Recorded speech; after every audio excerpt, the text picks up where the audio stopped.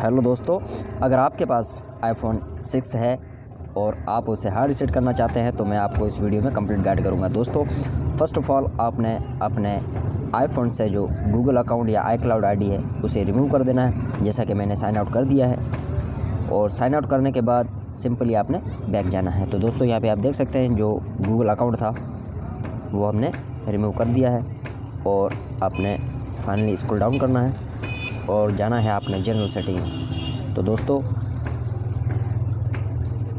यहाँ पे डायरेक्टली हम जाते हैं जनरल सेटिंग में